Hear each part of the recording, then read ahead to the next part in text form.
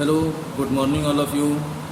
Here is Bhupen Pratap Singh, your SST teacher, and today we will discuss in class 8th chapter number 3, History, Rural Life and Society.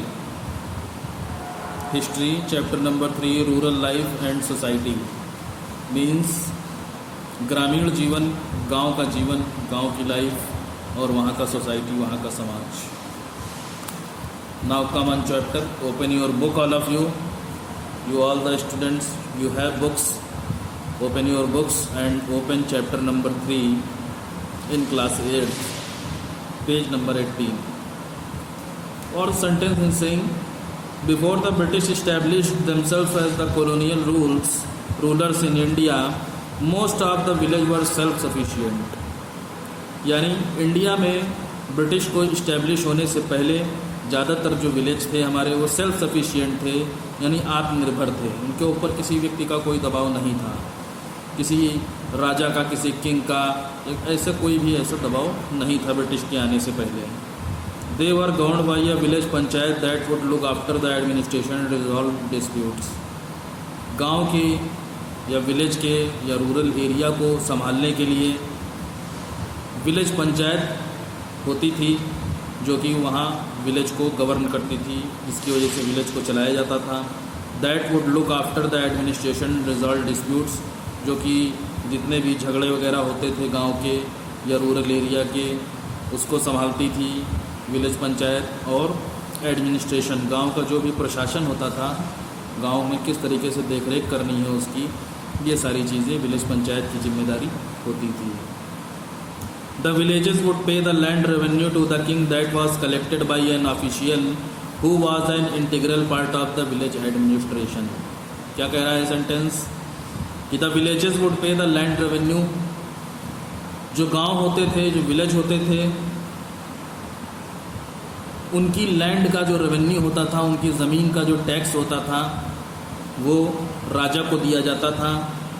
That was collected by an official, जो कि राजा का एक अधिकारी करता था, officer करता था. Who was an integral part of the village administration, जो कि विलेज एडमिनिस्ट्रेशन का चीफ होता था. यानी विलेज जो किंग्स लोग थे वो पूरा का पूरा विलेज किसी एक ऑफिसर को दे दिया करते थे, और टैक्स से रिलेटेड टैक्स को, लैंड रेवेन्यू यानी ज़मीन से जो टैक्स लिया जाता था, वो यही ऑफिसर कलेक्ट करता था. During the Mughal period the land was assessed and taxes were implemented accordingly. Mughal period की अगर बात करेंगे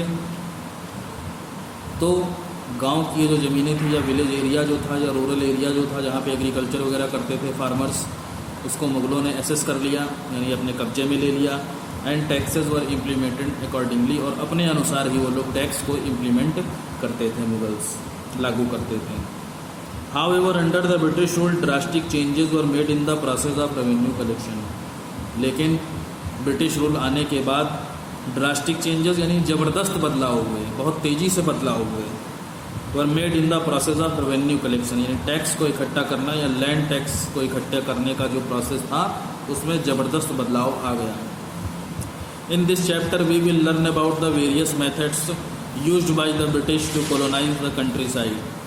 इस चैप्टर में हम ये जानेंगे या हम ये पढ़ेंगे कि ब्रिटिश लोगों ने ऐसे कौन कौन से मेथड्स अपनाए, कौन कौन से तरीके अपनाए, जिसकी वजह से उन्होंने हमारे देश में अपनी कॉलोनी को बना लिया या खुद कॉलोनाइज हो गए. यहाँ पे उन्होंने आकर किस तरीके से वो रहने लगे, किस तरीके से वो बस गए, इसके बारे में हम इस चैप्टर में पढ़ेंगे. We will also learn what the peasant did to counter the interior motives of the British. हम इस बात को भी इस चैप्टर में जानेंगे कि वास्तव में अंग्रेज़ों का जो किस लिए इंडिया में आए थे, इस बात को भी हम इसमें जानेंगे कि उनका मोटिव क्या था भारत में आने का, इंडिया में आने का, उनका लक्ष्य क्या था, एम क्या था. Next heading, revenue system under the British. अंग्रेज़ों के समय में हम किस तरीके का टैक्स वसूल करने का उनका सिस्टम था, इसके बारे में हम जानेंगे. After establishing the rule the main aim of the British was to ensure a steady source of income.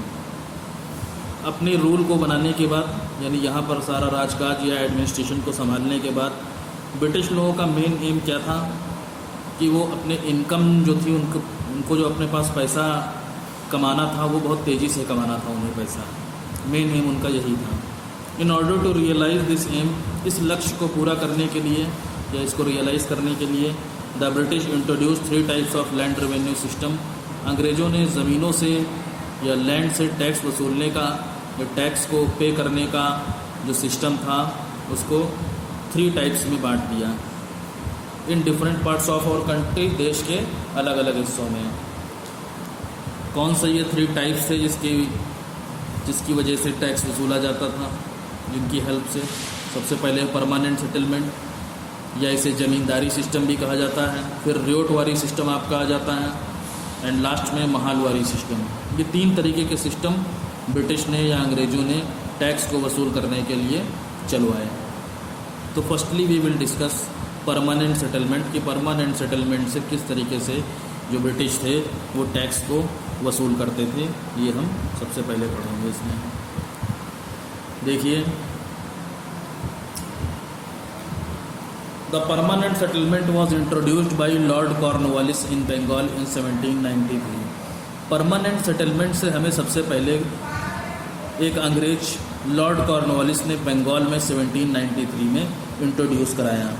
Under this land revenue system the zamindars were given the hereditary ownership of land. इस revenue system के under में या इसके अंतर्गत the zamindars were given the hereditary ownership of land, जमींदारों को अनुवांशिक तौर पर ज़मीन का मालिकाना हक दिया जाता था।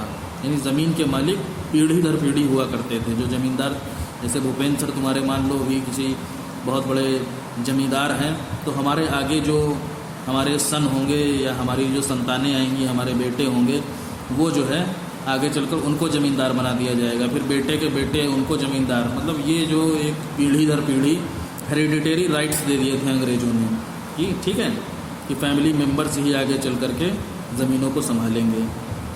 दे were responsible to collect tax on the behalf of the British. ये ज़मींदार जो होते थे ये अंग्रेज़ों के बिहाफ पर टैक्स को वसूल करते थे गांव वालों से। They had to pay 89% of the revenue collected to the British. इन ज़मींदारों को 89% जो टैक्स वसूला जाता था वो अंग्रेज़ों को देना पड़ता था, वाइल कीपिंग द रिमेनिंग 11%, बाकी का जो 11% होता था वो अपने पास रखते थे। Land revenue was fixed for a period of 10 years.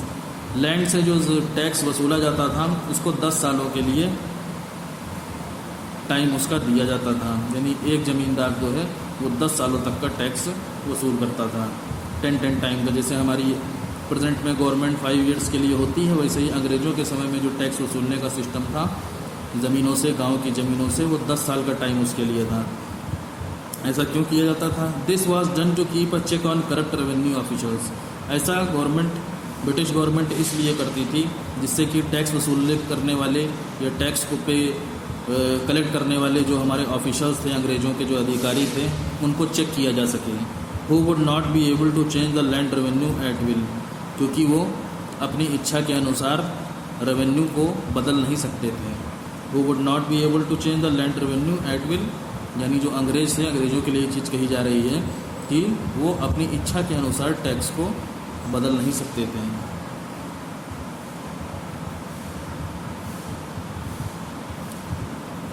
This was done to keep a check on corrupt revenue officials who would not be able to change the land revenue at will.